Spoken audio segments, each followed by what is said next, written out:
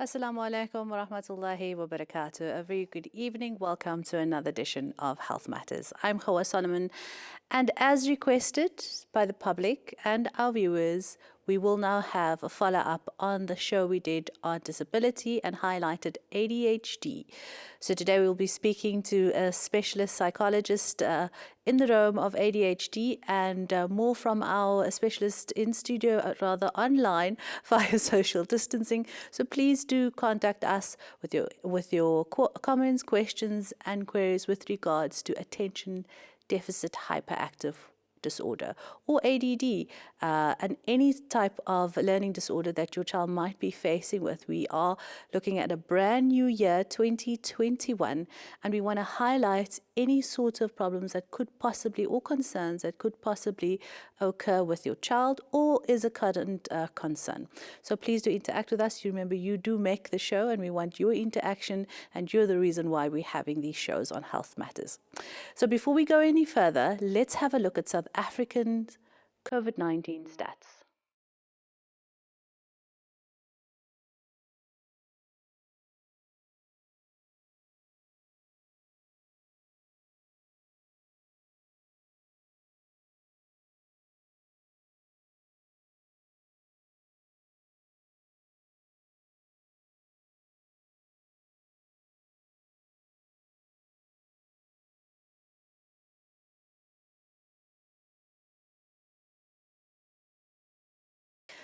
Welcome back. This is ITV Networks broadcasting on channel 347 on the DSTV platform. And remember, you can also catch us on itvnetworks.tv. Click on Listen Live.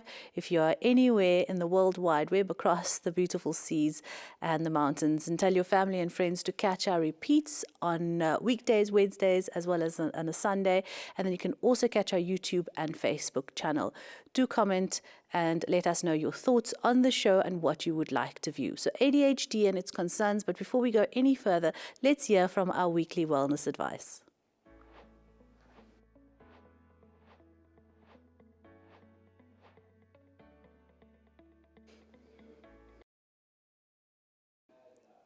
We now speak to specialist life coach Zaid Ishmael, author, single dad, and just, online with the various platforms to help parents and individuals with their concerns and their well-being holistically. Assalamu alaikum to you, Zaid, and welcome back to ITV. Wa alaikum assalam. Jazakallah for having me once again. So lovely to have you back. You're looking nice and warm and cozy there where you are. Hope you are well. ADHD seems to be sort of a daily, weekly concern with parents, and the rise of its diagnosis happens commonly now more than often.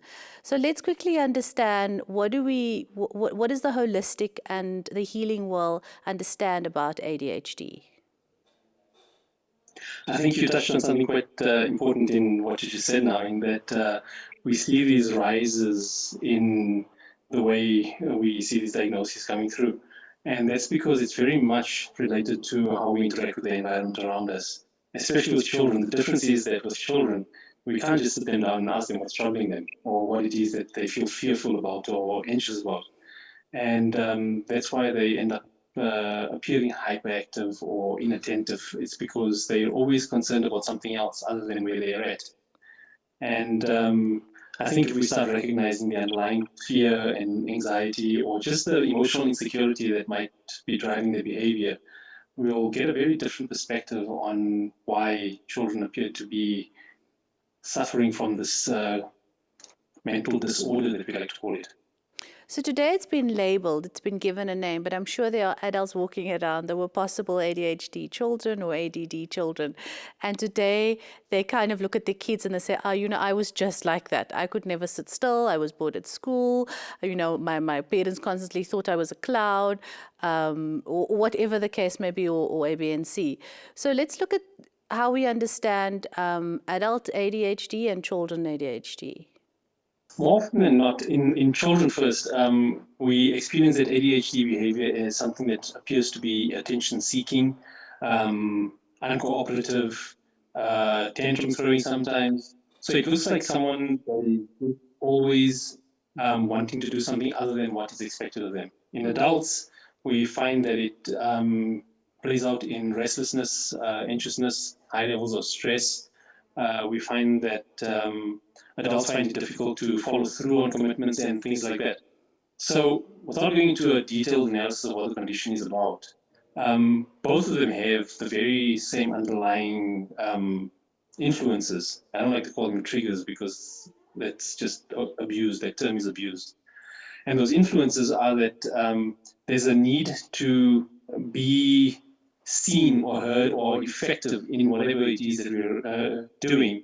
And the more insecure we are, or the more stressed we are about our ability to be able to achieve that state of significance, the more we're going to preempt things or just distract ourselves from things. So with adults, you'll find that adults will, in fact, the thing that I always find fascinating is that at some point in time, every one of us indicates some of these symptoms of ADHD, right? And if we try to focus on what it was that drove us in those moments to behave in that manner, we'll understand what is the underlying influences that are more pervasive and consistent in the life of someone that we think is afflicted with ADHD as a disease or as a disorder. Okay, let's understand some of the fears and concerns parents are actually having on a day-to-day basis. Parents are afraid sometimes to put their kids in a certain school or even take them out in public. So let's look at how parents are reacting to their child's behavior and possible fears around how that child's behavior. Parents are usually very afraid of getting it wrong and figuring things out by themselves. I always keep getting into this discussion with people about the fact that there's millions of books about parenting out there, but yet every single parent has to learn the hard way, right? Because that's how unique every child is and every parental experience is. And the more parents are afraid of getting it wrong or are afraid that there's something that they might be missing about what's happening with the development of their child, the more they're going to look for evidence to confirm that there's something wrong rather than looking for evidence to confirm why there's a good reason for them behaving that way. And we need to be very much aware of this bias that we carry within us as parents because we're operating from a position of fear more often than not. How is it that we're going to get it wrong? Are we doing a good enough job? That sort of thing. The issue of getting of being able to take them out. Sorry, there's some background noise. The issue of being able to get children out into public spaces, and we have some anxiety about that because of their potential behavior. We need to recognize that if we don't establish healthy boundaries with children in the home environment, it becomes that much more difficult to manage their behavior in the public space. So then trying to control them in public space is next to impossible because you already extended those boundaries for them when they were in the home. So when we look at it from that perspective, we need to also consider then that parents that are averse to setting too many boundaries for their children do so because they don't want to impose restrictions on their child's creativity or creative expression, and for other reasons as well. But it's that doubt in where's a healthy boundary, where's not a healthy boundary, and what do we allow and what we don't allow. It's those sorts of things and the inconsistencies that we establish around that that makes it more difficult for a child to find a grounding space. And that's what leads to the inattentiveness and the anxiety on their part.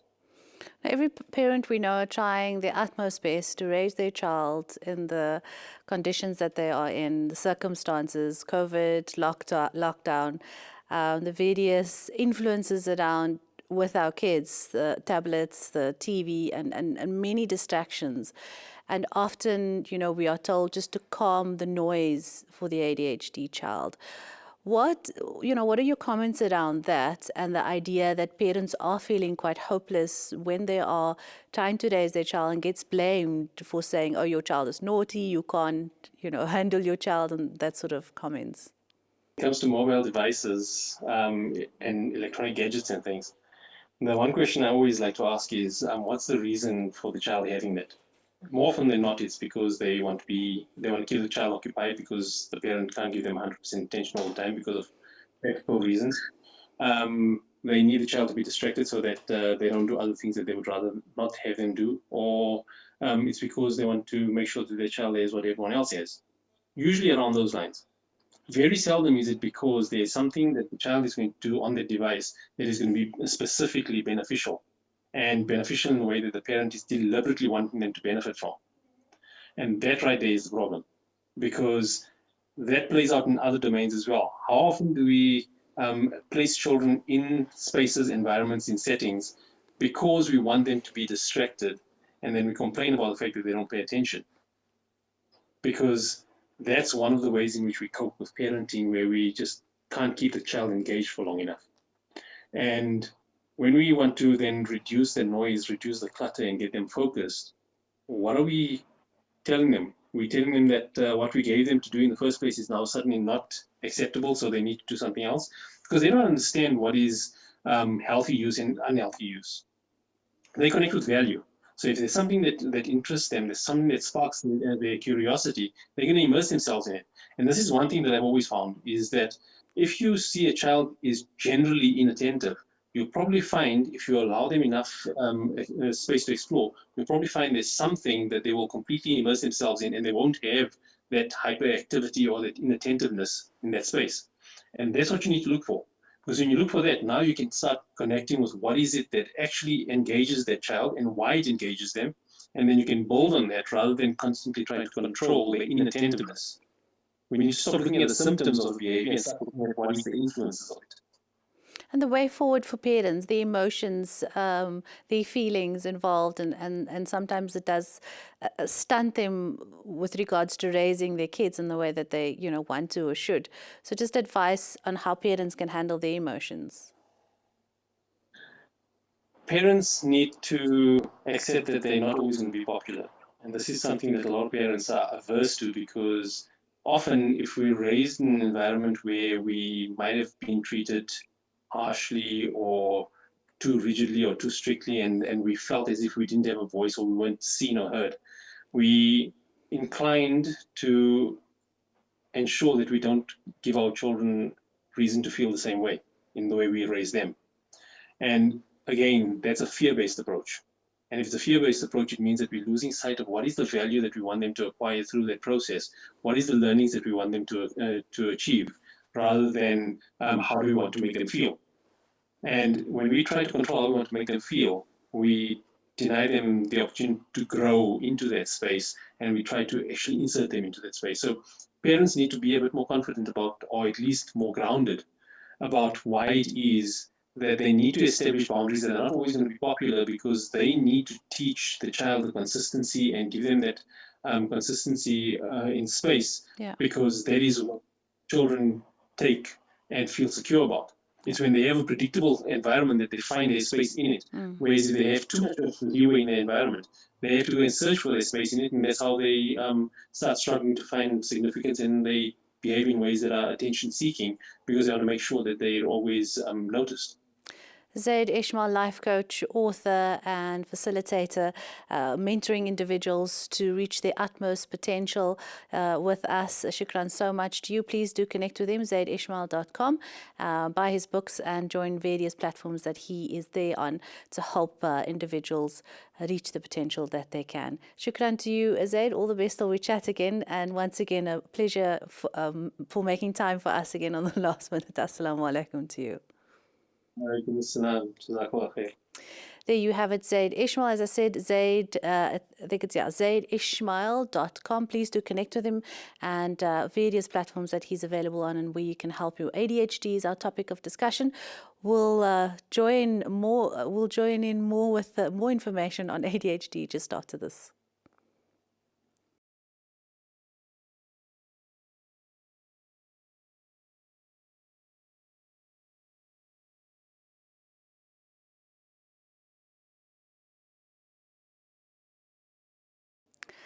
Assalamu alaikum wa rahmatullahi wa barakatuh. Welcome back. A very good evening. ADHD, ADD, attention deficit disorder conditions is what we're talking about, and health matters. But as always, we speak to various COVID-19 survivors. We speak to the COVID-19 situation, and we take this and understand that, inshallah, with everything that's going on, yes, lockdown has eased. We're only in level 1, but we have seen spikes in certain areas. And to update us on this is none other than Sheikh Riyad Fattar, second Deputy President of the Muslim Judicial Council out in Cape Town, Western Cape. Assalamu alaikum to you, Sheikh Fattar. وعليكم السلام ورحمة الله تعالى وبركاته. Hi, respected listeners. أهلا وسهلا ومرحبا بكم. Jazakallah. Sheikh Riyad, we say shukran to you for fitting us in your busy day. We would like to just get an update on the recent spike and the news that we've been hearing from in the Cape, and how the Muslim Judicial Council is handling those concerns with the various masajid that has closed down. بسم الله الرحمن الرحيم. الحمد لله رب العالمين والصلاة والسلام على أشرف المرسلين سيدنا ونبينا ومولانا محمد وعلى آله وصحبه أجمعين. رب اشرح لي صدري ويسر لي أمري واحلل عقدة من لساني يفقهوا قولي. Alhamdulillah Rabbil Alameen, the Muslim Judicial Council has made a concerted effort and has put as top priority the situation of COVID-19 in the Western Cape as well as South Africa.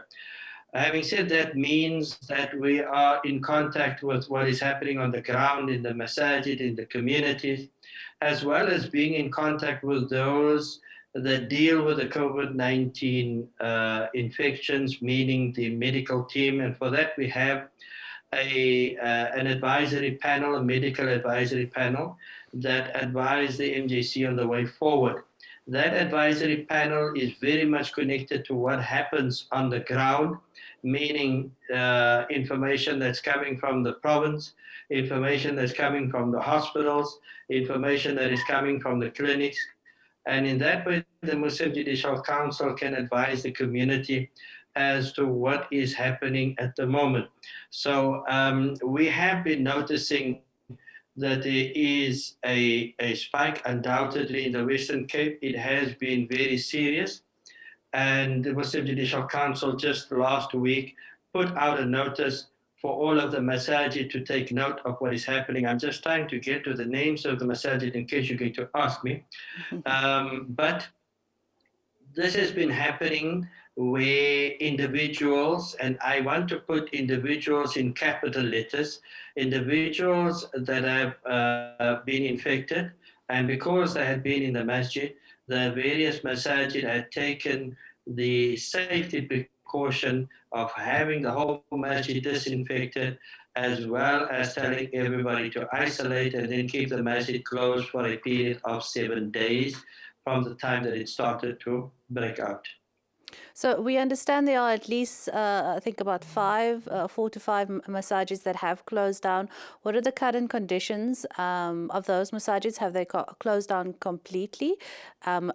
Sheikh has mentioned that they need to close for 7 days and then reopen. Do they have the necessary facilities and I think, safety precautions to keep sanitizing after each waqt and carry on that possible COVID-19 serious case does not occur again for them to close down? Yeah, Alhamdulillah Rabbil Alameen, there has now been a total of approximately 8 masajid that is closed. And if there's one thing that benefit us with the COVID-19, we came to learn about sanitizing and disinfecting, and everybody's been doing it every week with the Jummah and so on. So when this then happens, the Masjid Committee has the Masjid disinfected, sanitized, if you wish, and has kept the Masjid closed for a period of 7 days. But I must give some input into that 7 days.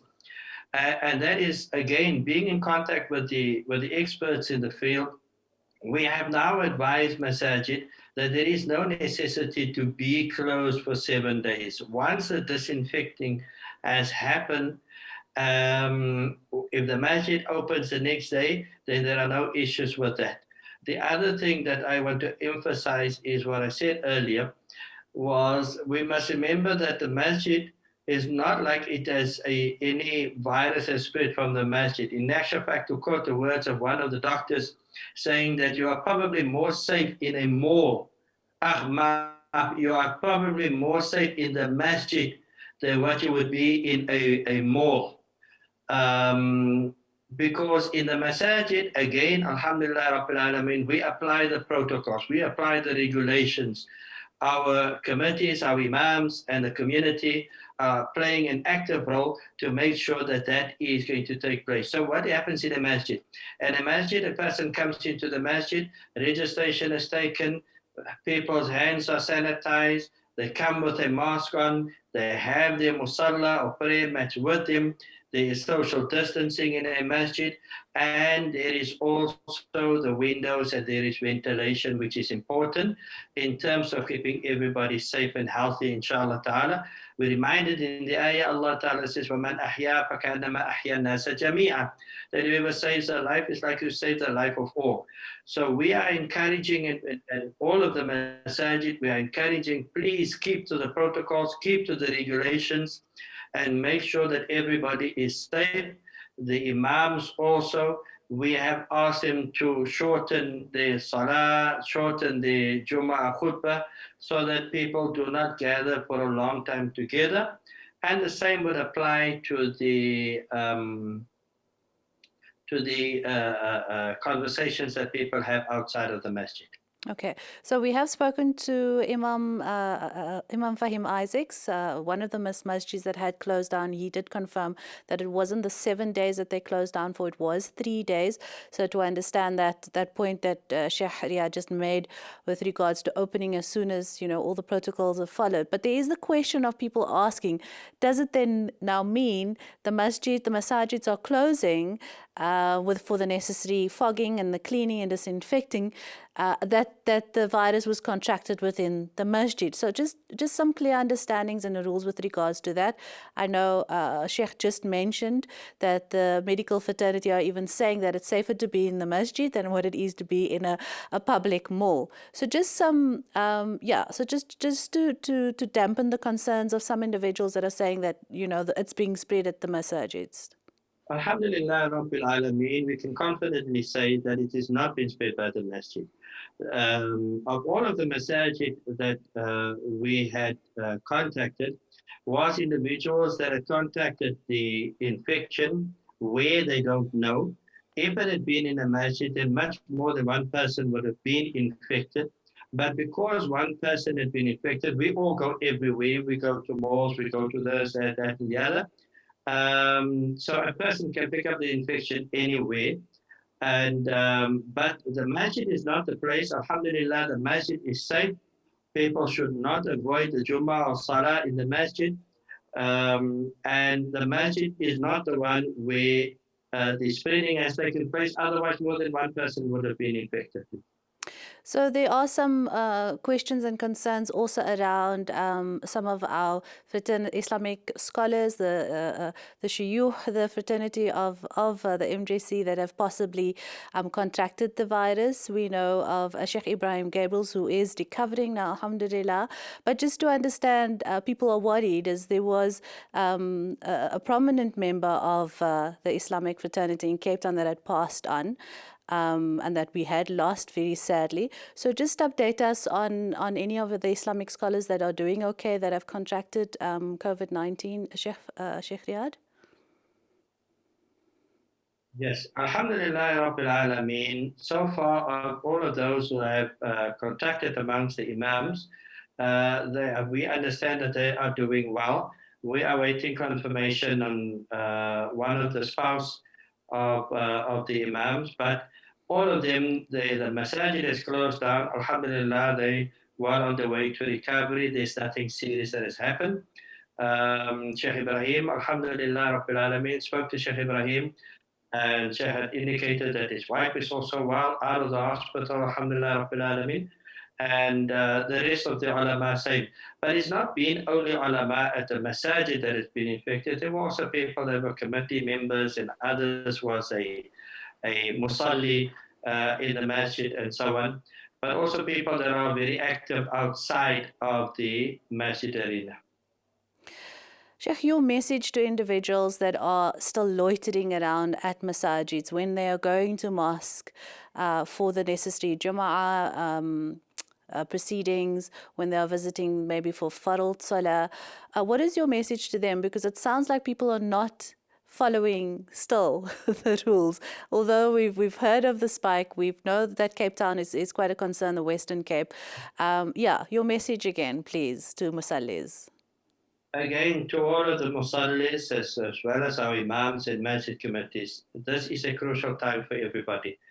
As Imams, as Masjid committees, we take the responsibility of the health of people and their lives as well.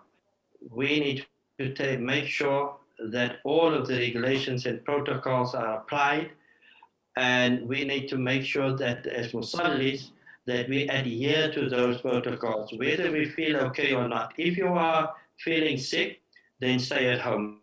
If you have any comorbidities, then stay at home. If you have a temperature, stay at home. And that will be also protecting the others. One of the hadith that comes to mind is called Hadith Safina, where one group of people does something, it will affect the others. If you are negligent, if you are not careful, then you will affect the people around you, and Allah Ta'ala will keep us responsible. كلكم راع وكلكم مسؤول عن رعيته. Says the Nabi Muhammad sallallahu alayhi wasallam that all of you that are overseers, Allah will keep you responsible for that which you oversee. Alhamdulillah Rabbil Alameen, as Imams, we love our communities. Our Masjid committees are dedicated to serving the Masjid, and this is but a gentle reminder to myself and your honorable staffs and all those that are watching this program. Stick to the mosque and stick to the social distancing. We have from our Mufti issued fatwa around these things.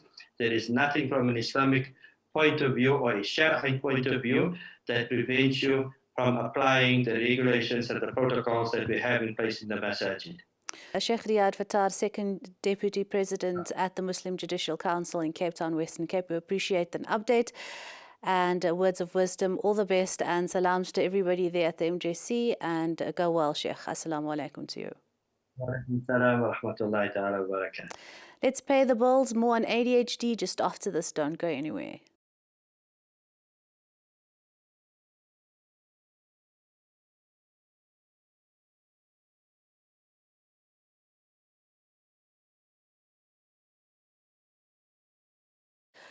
Welcome back, a very good evening. Let's now tackle ADHD, ADD, and any deficit hyperactive disorders by children and adults. And we're very pleased to have once again Dr. Shabir Ahmed Jiva, who's not just a doctor who specializes in ADHD. He's dedicated his life to this topic, to this concern, and helping children and parents as well, because he is also an ADHD patient. Assalamu alaikum to you, Dr. Jiva, and welcome back to ITV. Wa alaikum salam. Always nice to be back. A pleasure having you. Pleasure having you. I hope you are safe and good wherever you find yourself. Alhamdulillah, you look well, sir. Thank you. Very, very excited to tackle this topic because just because of, public's reactions and their responses to this topic, and understanding that the new school year is about to start. We finished a very, very unique 2020. The results are out. The schools, I think the matriculants are still busy writing. Their results are still about to come out. But at the end of the day, parents play, of course, the biggest role in a child's life when it does come to tackling any concerns at school. But we also understand that ADHD is prevalent in adults. So earlier on, I spoke to life coach sort of from the holistic point of view of understanding, and he also did mention that we have to keep these individuals busy, something that you tapped on as well. So let's look at the difference firstly, if we can. The difference between ADHD, just as a start of point, between adults and children. ADHD, there are three types of ADHD. There's, in the old days, they said there's ADD, so we've scrapped the term ADD. Now it's only ADHD. There's three kinds: that hyperactive impulsive, which is a very active guys, mostly in boys, and there's only 15% of the kids. Then the majority of the kids are combined type. They have both the hyperactive and the inattentive symptoms, and that's about 65% of the kids. So majority are the active type. The dreamy type or the lazy-looking type or the ADD type is called ADHD inattentive type. It's only 25% of the kids. So the hyperactive impulsive that are very active is only 15%. So you don't have to look for that. That's maybe in younger kids you get a lot of that. But as you get older, the hyperactivity gets less the impulsivity gets less, and the inattention also gets less, but the inattention doesn't get better. It's still symptomatic.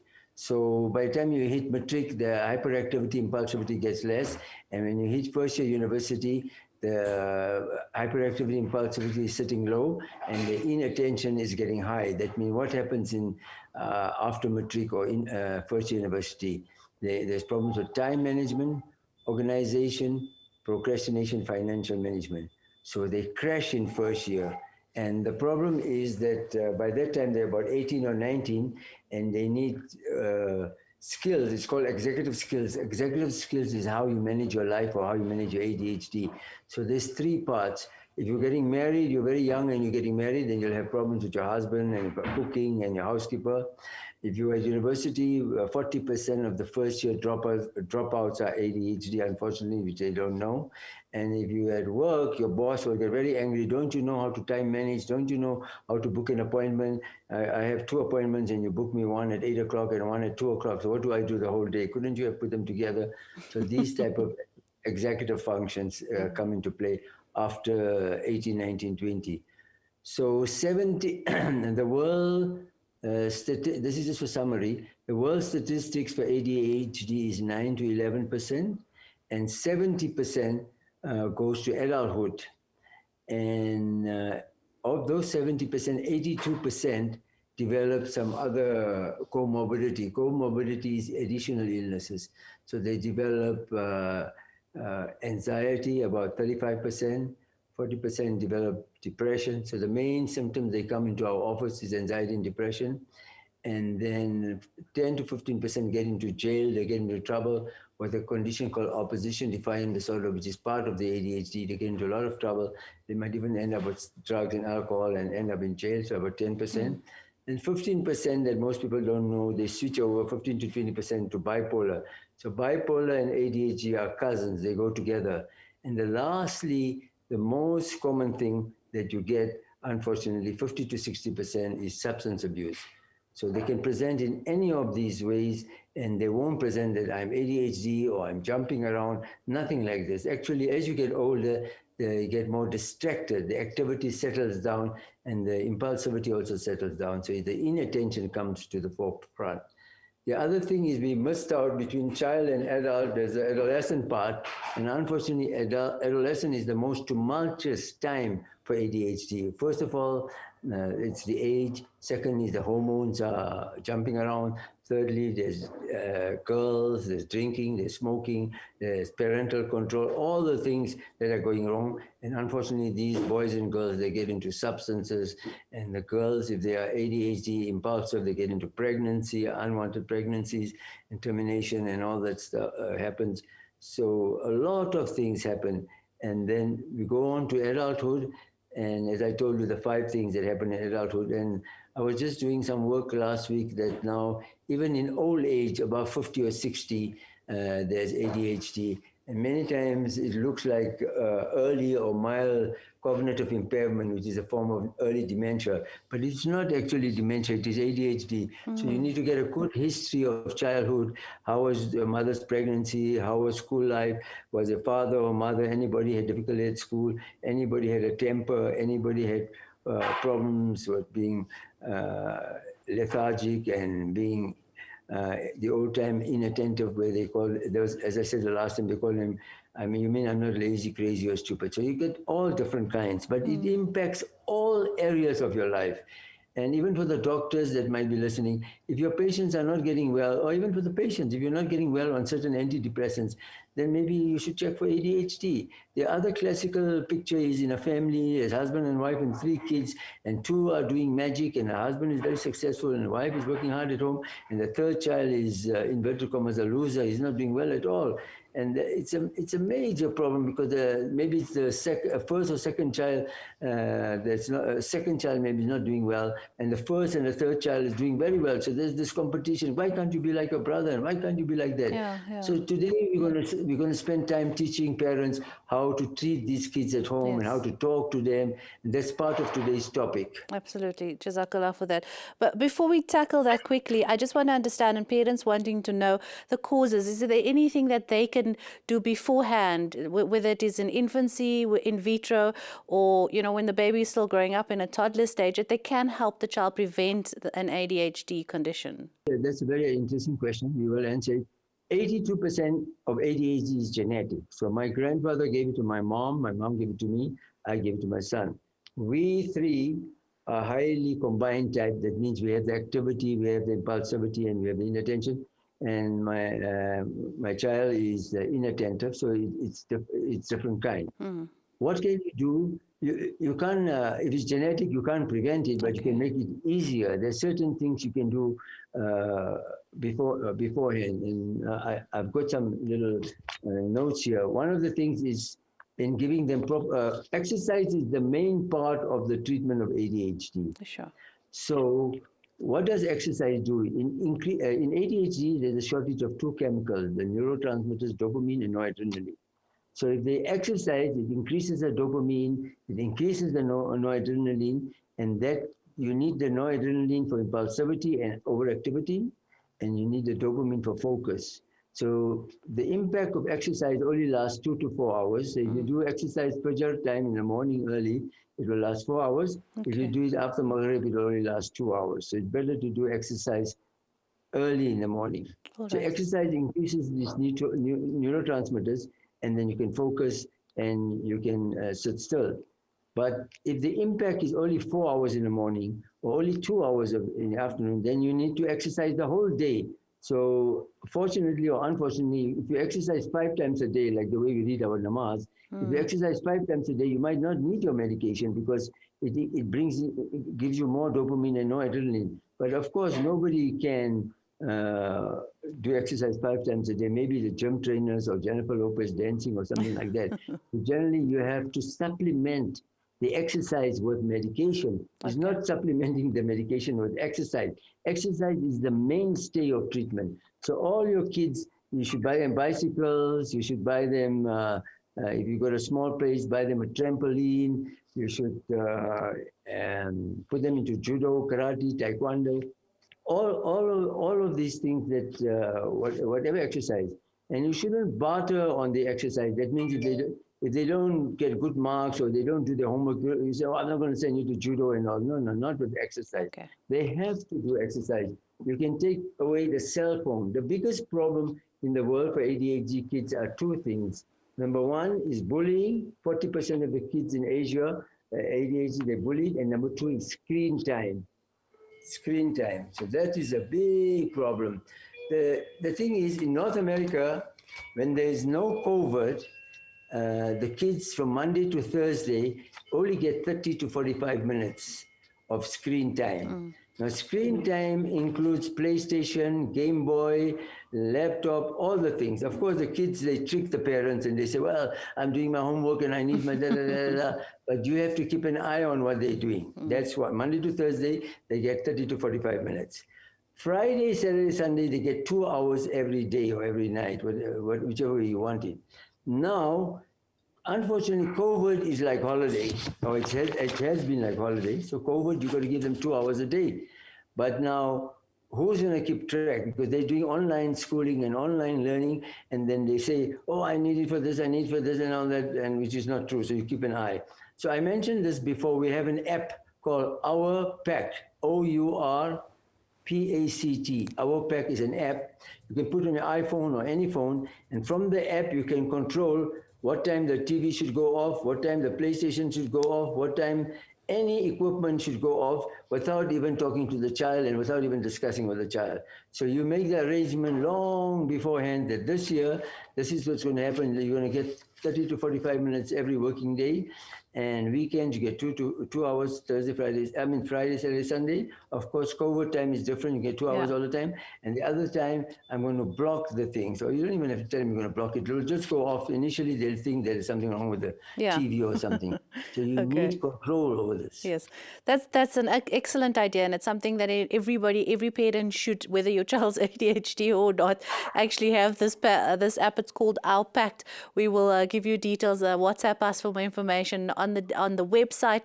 Dr. Jiva has dedicated his life and his time and made a website available to help everybody with these conditions. So ADHD and more with Dr. Jiva, specialist psychiatrist, just after this.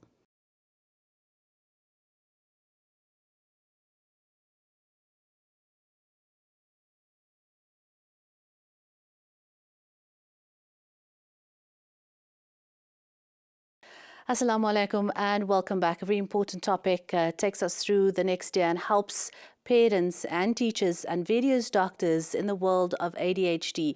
We have specialist psychiatrist, child and adult psychiatrist, and specializes in ADHD, as I mentioned, spent his life dedicated to it, and understanding that you can find more information on his website, www.adhdclinicjiva.com. We will forward you those details as per request via our WhatsApp line and our social media pages. So please take down those details. It's a very important website for you to follow through with ADHD concerns. So Dr. Jiva, let's quickly understand the impact of ADHD children with regards to starting school, the relationship between the parent and the teacher. And again, you know, the brilliant examples you've been giving us and how to understand how busy and what we need to do with our ADHD children when it does come to treatment. Great. I found a very personal, interesting letter that I think, which is usually in North America, is given by the parent to the teacher. It's an introduction letter, and I think it's quite pertinent, and many parents delay telling the teachers if they have a child that's ADHD. So I'm going to read you the letter, and you can see what are the things.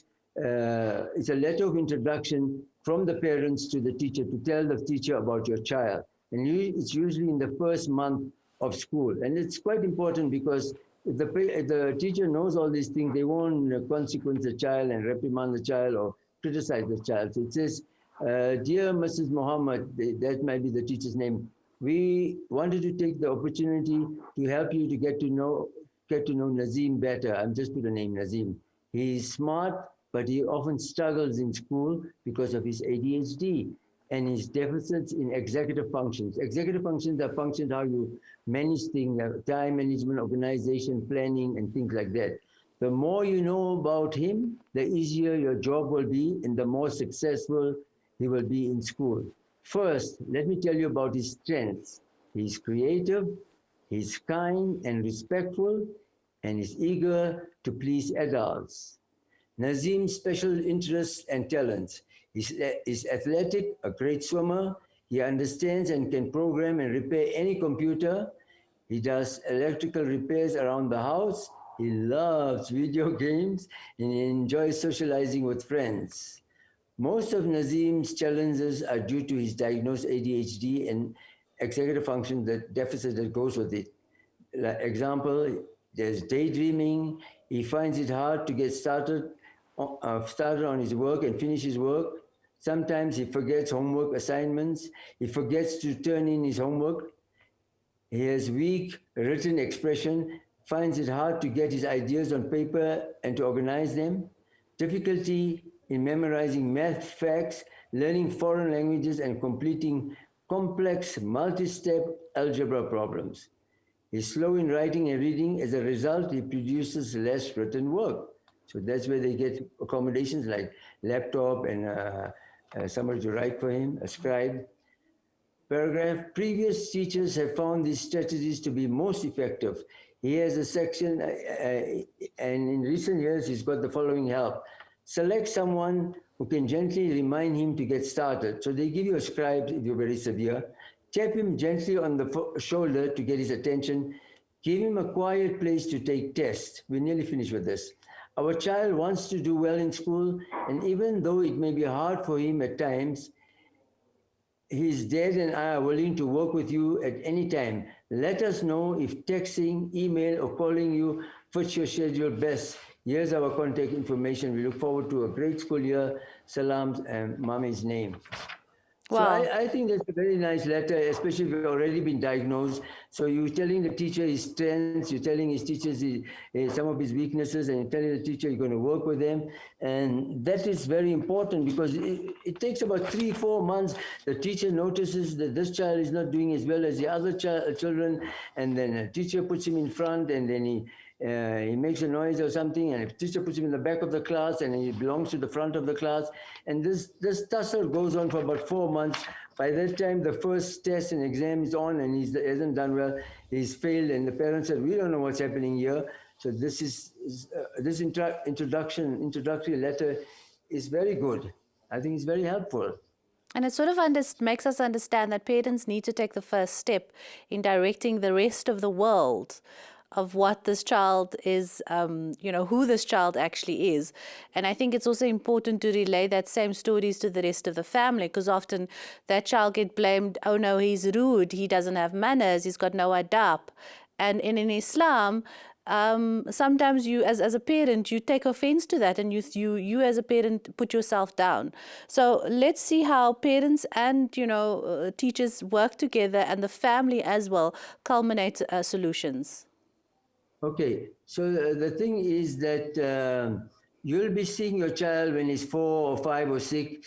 If he's an active type, he'll be very active, he'll be in sports, he'll be fighting at home, or he'll be not sitting still, and he'll be rude and he'll be difficult if he's the active type. If he's the inattentive type, he'll be lazy, dreamy, and not doing things. And if he's the combined type, he'll have both of them. Now he starts school, and the teachers notices in the first month, or within the first few weeks, this child is a bit different. So you are called in and you're having a meeting.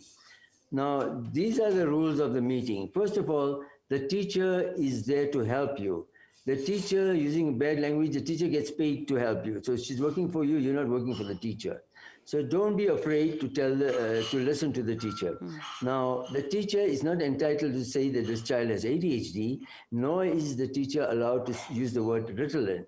But the teacher is should say, this child is not doing as well as the other children, or this child is not doing as well as he could or she could, or this child is not doing well as the Muhammad family. She knows the other siblings from the other classes. So don't take offense. They say, okay, what do we do about it? The parents are not expected to have all the answers. If a child is rude, it's not the parent's fault. If a child is naughty, it's not the parent's fault. ADHD are high energy, so we tend to get naughty. ADHD get bored very easily, so we have to do something in class, to be a class clown and things. It's not the parent's fault. 82%, as I said, goes into adulthood. Now, in the world statistics is 11%, and in Ukraine, it's 23%, and in India, it's 18% prevalent. So we Indians have a very, very high prevalence rate of getting ADHD. So you'll be looking for it, you'll be getting it. And wheeling and dealing and stealing in adulthood and doing business and all is part of the ADHD. So now you're talking to the teacher, the teacher is telling you all, look at the marks and look at this and then say, okay, what do we do? Okay, he needs an assessment. So you send him to anybody, a psychologist or a psychiatrist or us or anybody that has an interest in ADHD. Now, just don't send him to your family doctor, because most family doctors or psychiatrists are given only 1 to 3 hours in the training to learn about ADHD. So many people are not conversant about it. So ADHD is not Ritalin. ADHD is ADHD. You have to help the child. The child would have difficulty in 3 areas. The child will have difficulty at home. The child will have difficulty not making friends. And of course, that's what we're talking about. The child will have difficulty at school. So listen to the teachers, work with the teachers, and of course the teachers will alert you that something is happening, and then you have the child assessed, and then you make a decision. If you don't want to take medication, it's okay. There's a lot of other things you can take. Different. First of all, we said you can do exercise. The holistic treatment without medication. You do exercise. You do a high protein diet, low carbohydrates. You avoid stimulating foods like chocolate, coffee, Coke, Red Bull, all the stimulating foods. and very much screen time, you reduce Limits, it, yeah. then they have to get 7 hours of Okay. sleep. So you can do all these things. And if the gene is there that they're going to get ADHD, Yeah. they're going to get ADHD. You're not going to stop it, but it will come through slower and longer. And then you can buy various vitamins. I've got a list of articles on vitamins you can buy. If you don't finish today, you can just WhatsApp. You can just Yes, email my I will. website, and we'll send it to you. Okay. So work with the teachers. They are not there. They are also there to make their life easy. They're not there to make your life difficult. So what accommodations should your kid get? If he has ADHD, he must sit in the front and middle, not Okay. sit at the back. Because if he sits at the back, he gets distracted. Secondly, if he sits at the back, he can hear all the sounds, because ADHD, we have what we call hyperacusis. We hear the sounds louder than other kids. Yes. So if you're sitting on the back and a guy is whispering there in front, you can hear it very loud and clear. Or if the bird is whispering, tweeting outside, you can hear that. So all the sounds become louder, and you get distracted and you don't hear all the instructions. So the child must sit right in front, in the middle. Then you can apply for more accommodations. You can apply for 15 to 25% or more time for exams, tests, and projects. If you already have an ADHD child and you're paying for all the medication and that not from your medical aid, then SARS has made it an official disability. So you can claim all your expenses. You can claim for the medication. You can claim for a coach. You can claim for a karate. You can claim for whatever expenses you have for a tutor and all that. So it's your right to claim for all of that. And it's part of SARS that has officially made it a disability. Brilliant. So it's nice. They're making it easy for parents. That's good to Go know. ahead. No, I'm saying that's actually important information for us to know, things that's not available. Your website, adhdclinic.jiva, what information can people find on that website, and how can people move forward? And concluding, your concluding comments as well, Dr. Jiva. Okay, so we have, I have several articles here, and one is I have an excellent booklet which is about 20 pages. We give it to the patients, and everything you ever wanted to know is there. So on the website is my email, or even ITV will give it to you, and you can email us if you want it, and we will digitally send it to you. It's an excellent book. It covers actually today the next 10 ITV shows, so you don't even have to listen to it. You can read the booklet. It's a free booklet. Okay. So we'll send you articles we've written. We will send you TV shows and radio shows, and we'll send you the booklet. It's ADHD for Children, a booklet that every parent who brings a child to us gets, and it covers every aspect of ADHD which you should know. I'll definitely send a request for me personally. I need a book like that just to help myself with all my kids, and guide other parents and stuff. We have a stuff. similar book for adults too. So somehow, if the child has ADHD, instead of pointing a finger at the child, the thumb points backwards to the parent, and it comes from the parent most times. So we have an adult book too, and it's digital, so we don't mind. Brilliant. It's free. There's no charge for you. Connect with Dr. Jiva and his team on adhdclinicjiva.com. Always a pleasure chatting to you, sir. Please look after yourself, be well, and till we speak again, all the best to you, Dr. Jiva. We appreciate your time as well. Afwan. Welcome anytime. Thank you very much. Brilliant.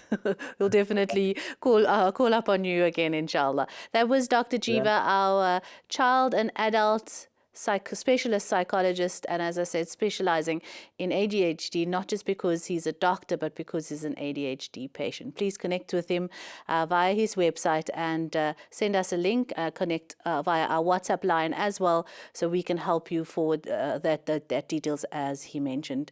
Our next show, we look forward to, very excited about that, fertility and the backgrounds around fertility. So do interact with us in our next show on Health Matters. From myself and our team here in Johannesburg, wassalamu alaikum and goodbye for now.